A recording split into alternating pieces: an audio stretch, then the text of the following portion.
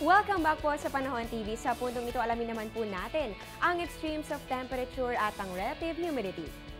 Para po sa ating minimum temperature na itala po kahapon, meron po tayong 25.5 degrees Celsius at ang ating maximum naman po ay 33.2 degrees Celsius.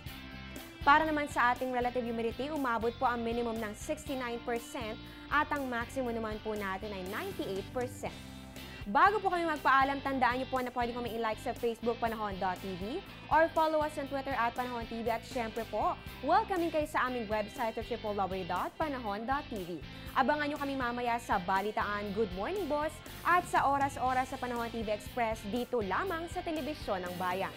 Live mula sa Pag-asa Weather and Fall Forecasting Center, ito po ang Panahon TV kung saan walang pinipiling panahon ang pagbibigay impormasyon.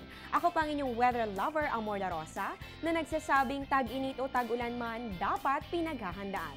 Good morning po sa inyong lahat.